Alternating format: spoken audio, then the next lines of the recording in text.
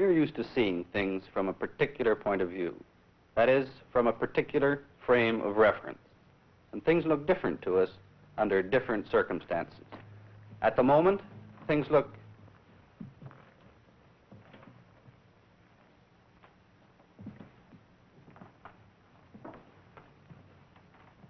You look peculiar. You're upside down. No, you're the one that's upside down. No, you're upside down. No, I'm not. He's the one that's upside down, isn't he? Well, let's toss for it. All right. Okay.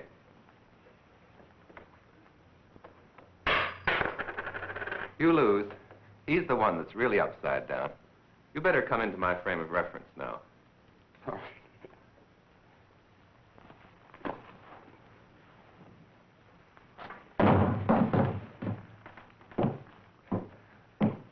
My frame of reference was inverted from what it usually is. That view of things would be normal for me if I normally walked on my hands.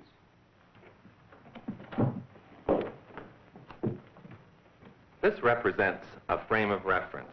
Just 3 rods stuck together so that each is at right angles to the other 2. Now I'm going to move in this direction.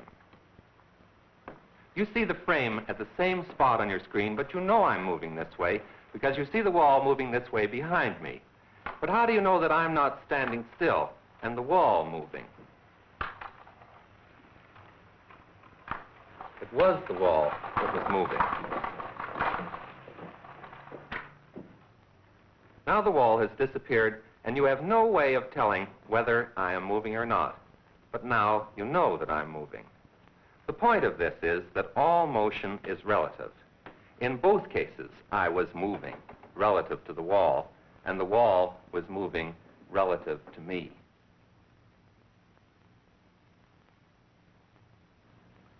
All motion is relative, but we tend to think of one thing as being fixed and the other thing as being moving. We usually think of the earth as fixed, and walls are usually fixed to the earth, so perhaps you were surprised the first time when it was the wall that was moving and not Dr. Hume. A frame of reference fixed to the earth is the most common frame of reference in which to observe the motion of other things. This is the frame of reference that you're used to. The frame is fastened to the table. The table is bolted to the floor is anchored in the building, and the building is firmly attached to the earth. Of course, the reason for having 3 rods is the position of any object, such as this ball, can be specified using these 3 reference lines. This reference line points in the direction which we call up, which is a different direction here than it is on the other side of the earth. And these 2 reference lines specify a plane, which we call horizontal or level. In this film, we're going to look at the motion of objects in this earth frame of reference and in other frames of reference moving in different ways relative to the earth frame. Well, let's look at a motion. This steel ball can be held up by the electromagnet. Now I'm going to open the switch, and you watch the motion of the ball. The ball is accelerated straight down by gravity along a line parallel to this vertical reference line.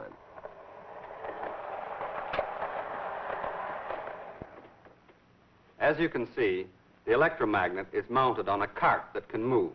And I'm going to do exactly the same experiment that Dr. Hume did, but this time while the cart is moving at a constant velocity. The cart is pulled along by a string which is wound around this phonograph turntable, and that pulls it with a constant velocity.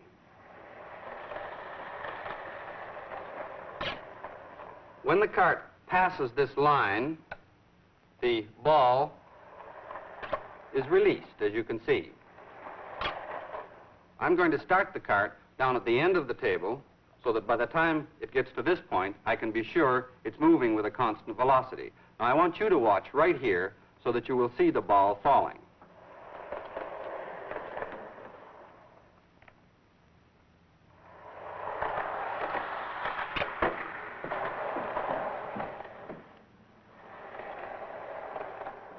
I think you can see that the ball landed in exactly the same position that it did before.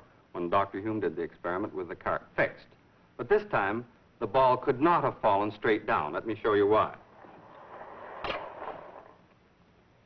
The ball was released at that point. If it had fallen straight down, because the cart moves on in the time that it takes to fall, it would have landed back here somewhere. But it didn't. Now I'm going to do the experiment again. And this time, I'm going to let you watch the motion through a slow motion camera, which is fixed here. As the cart moves by, the ball will fall, and you can watch in the slow motion camera.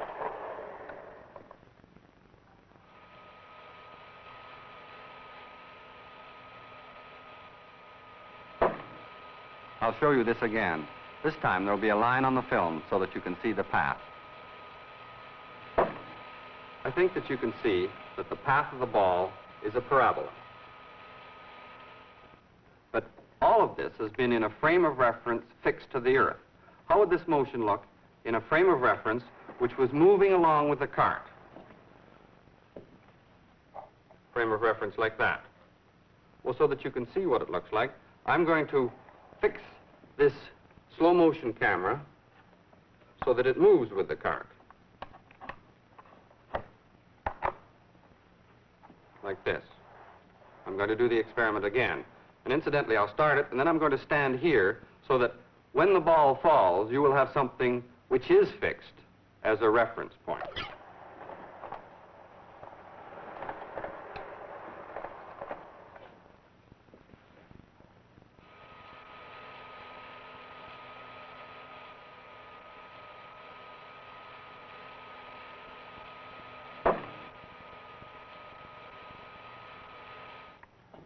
In the moving frame of reference, I think you could see that the path of the ball is a vertical straight line. It looks exactly the same as it did before when Dr. Hume did the experiment with the cart fixed. If we were moving along in this frame of reference and we couldn't see the surroundings, then we wouldn't be able to tell by this experiment that we were moving at a constant velocity. As a matter of fact, we wouldn't be able to tell by any experiment that we were moving at a constant velocity. I'm going to do the experiment once more. And this time, I'm not going to stand here behind the ball as it falls so that you won't have any fixed reference frame.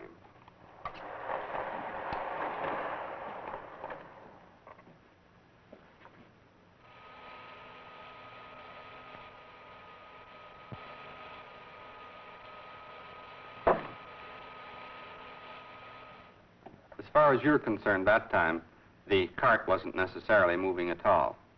That time, when you couldn't see the background, then I think perhaps it was harder for you to realize that you were in a moving frame of reference.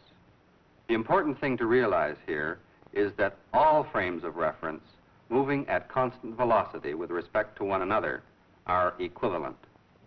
Dr. Ivy showed you what the motion of the ball that was released from the moving cart looked like in the earth frame of reference and in the cart frame. The motion looked simpler from the cart. Now I want you to watch the motion of this white spot. You probably see the spot moving in a circle.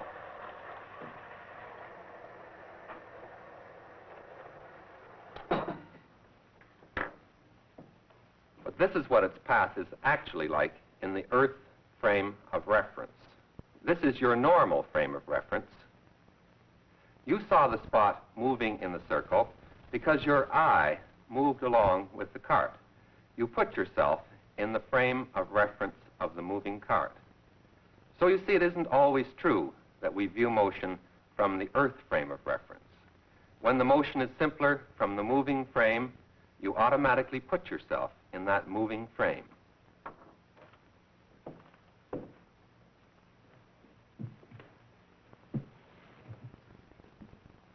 Now we're going to do another experiment on relative motion to show how to compare the velocity of an object in one frame of reference to its velocity in another frame of reference. If I give this dry ice puck a certain start, it moves straight across the table with a speed which is essentially constant because the forces of friction have been made very small. This is just the law of inertia. An object moves with a constant velocity unless an unbalanced force acts on it. Now, will you give it the same start backwards? I'll try. Dr. Hume gives it the same start, it moves back in this direction with the same velocity. Now, we are on a car here, a car which can move and which really is going to move in this direction, and we're going to repeat the experiment. All right, let's go.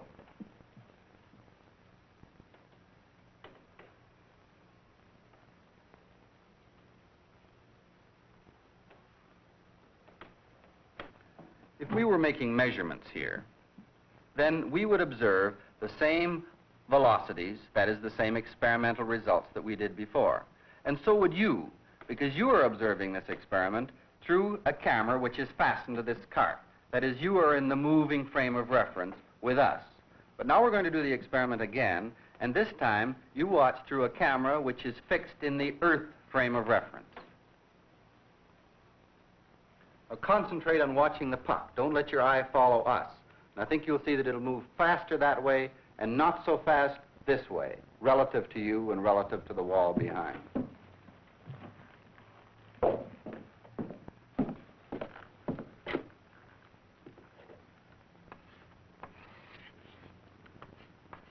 Here's the cart, which was moving along in this direction with a velocity u.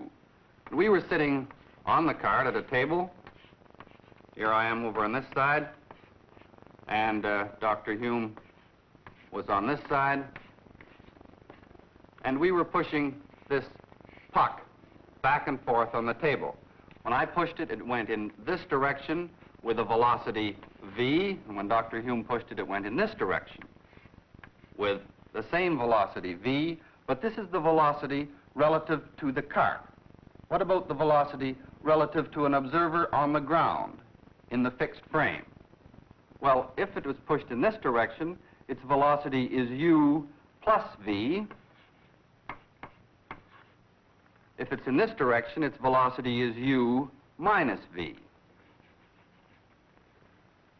This is all very reasonable. There's nothing very hard to understand here. The surprising thing about this expression is that it is not accurate in all circumstances. At very high speeds, and by high speeds I mean speeds close to the velocity of light, this expression breaks down. At these very high speeds, we have to use the ideas about relative motion developed by Albert Einstein in his special theory of relativity. However, for all the speeds that we are ever likely to run into, this expression, u plus or minus v, is completely adequate. So far, we've been talking about frames of reference moving at a constant velocity relative to one another. Now I'm going to do the experiment with the dropping ball again, only this time the cart will be accelerated relative to the Earth frame. These weights will fall and give the cart a constant acceleration.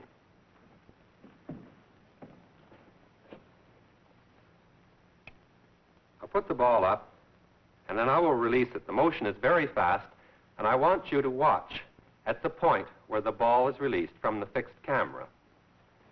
Ready? I don't know whether you saw that or not, but the path of the ball was the same as it was before, only this time it landed in a different spot. This is because the car kept on accelerating in this direction as the ball was falling. Now I'm going to let you see it again with the slow motion camera fixed onto the cart.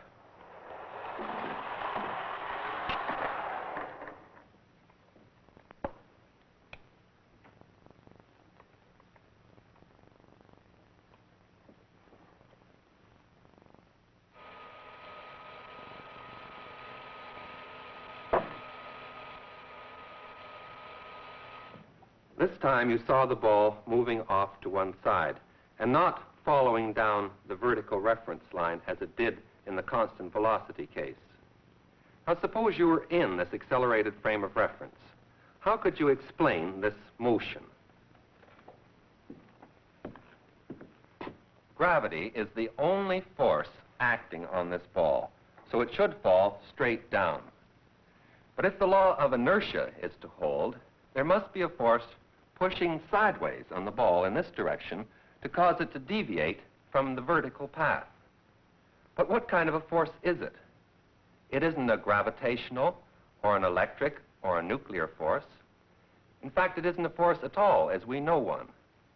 So we're left to conclude that since there is no force that could be pushing in this direction on the ball, that the law of inertia just does not hold. This is a strange frame of reference.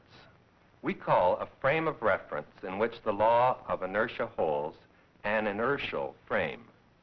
The law of inertia holds in the Earth frame of reference, so it is an inertial frame.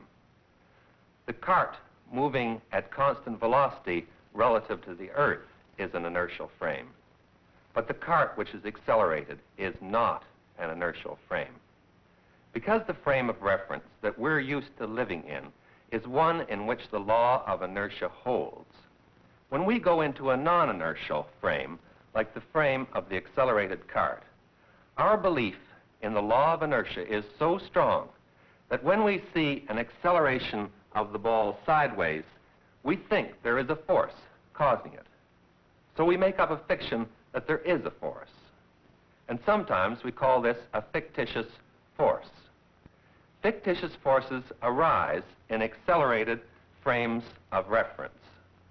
The frame is accelerated in this direction, so you in the frame see an acceleration of the ball in this direction, and you say that there is a force causing it.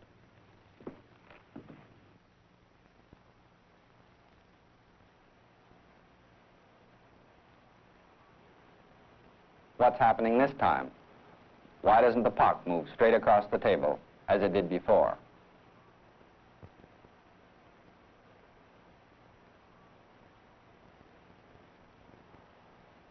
As you can see, it doesn't. So, if we believe in the law of inertia, then we must believe that there is an unbalanced force to change the velocity of the puck.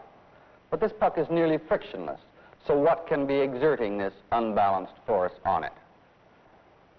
Suppose that you watch the motion, this time, through a camera which is fixed in the Earth's frame of reference.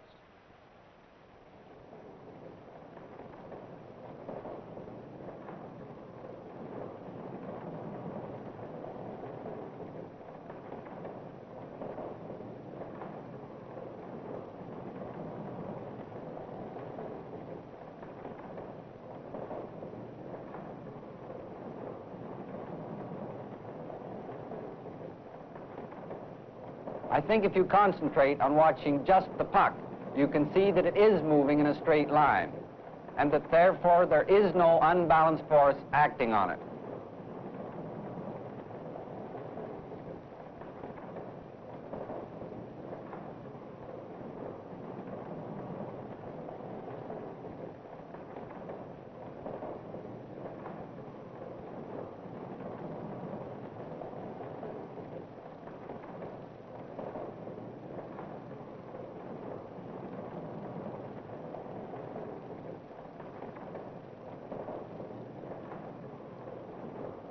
Now we're going to stop this rotation so that I can talk to you about what is happening here.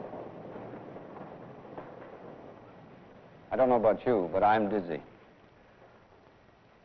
In the Earth fixed frame of reference, there was no unbalanced force, but in the frame of reference rotating in this turntable, there was an unbalanced force because the velocity of this puck kept changing. This was a fictitious force. The rotating frame is a non-inertial or accelerated frame, just as the accelerated frame of the cart that Dr. Hume showed you was. You know that every object which is moving in a circle has an acceleration towards the center of the circle. This is the acceleration that has a special name, the centripetal acceleration. Now you hold this puck for a while, hold it steady, while the turntable is rotating. Now I'll get off.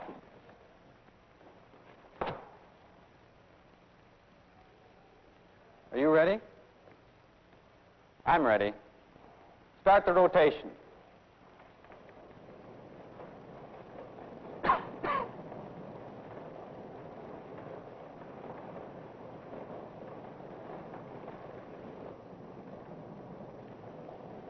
You can see that now the puck is moving in a circle.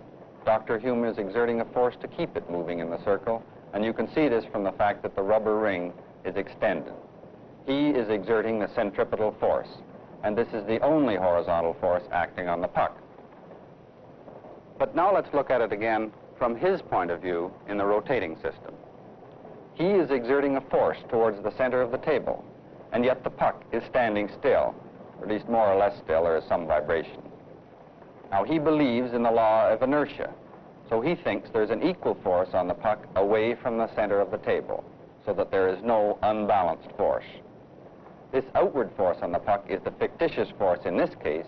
Sometimes it's called the centrifugal force. In the fixed reference frame, there is no outward force on the puck.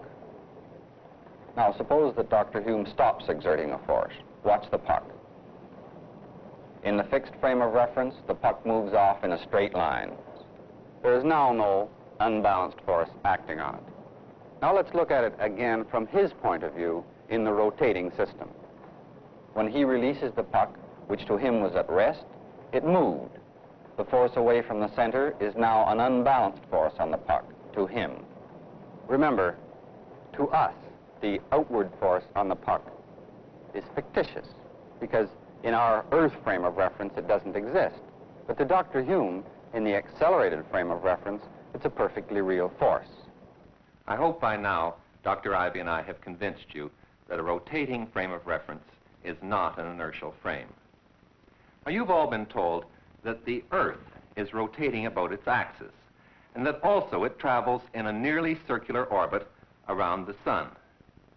Why then do we find that in a frame of reference attached securely to the Earth that the law of inertia seems to hold?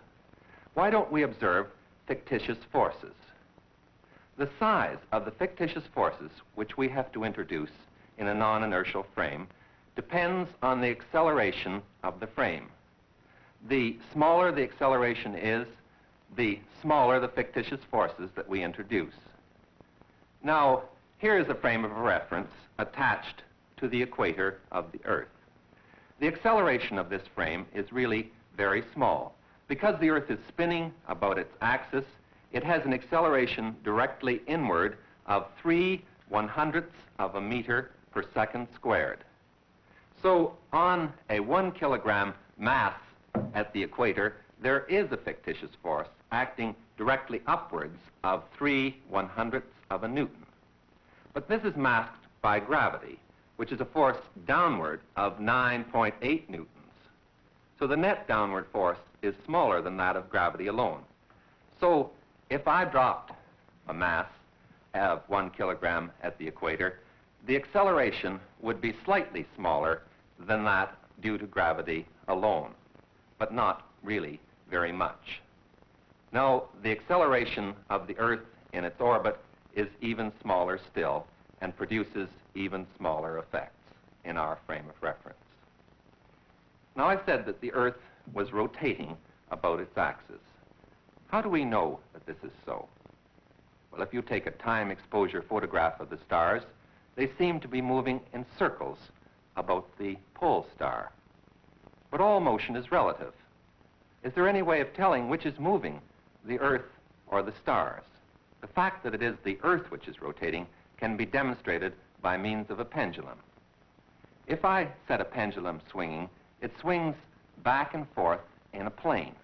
Now, it turns out if this pendulum were at the North Pole of the Earth, the plane of swing would remain fixed relative to the stars, but would rotate relative to the Earth. Now, I'll have to show you what I mean. This pendulum is at the center of this turntable, which will represent the Earth.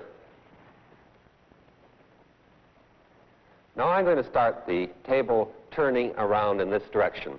I'll put a black arrow on so that you'll remember.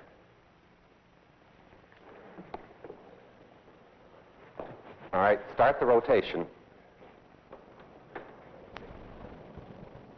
The pendulum is at the North Pole of the Earth, and you are in motion as you ordinarily do, standing on the Earth. The plane of swing rotates in the opposite direction from the rotation of the turntable and at exactly the same rate.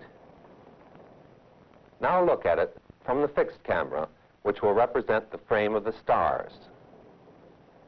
The turntable the Earth rotates, but the plane of the pendulum remains fixed. A pendulum used for this purpose is called a Foucault pendulum. You saw me start one at the beginning of this film. Let's look back again now.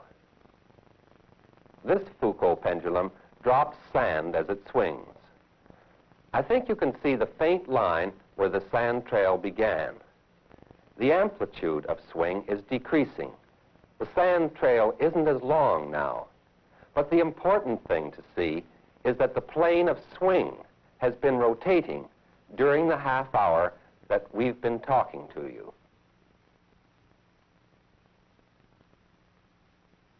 An inertial frame of reference is one in which the law of inertia is valid.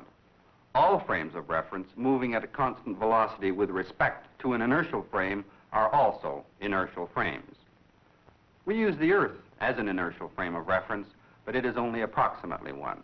It has a small acceleration with respect to the stars, for example. The frame of reference of the stars is the best we can do when we look for a frame of reference which is, for all practical purposes, fixed. An accelerated frame of reference is not an inertial frame. And when we are in an accelerated frame, we have to introduce forces, which we call fictitious forces, in order that the law of inertia and the other laws of physics don't change.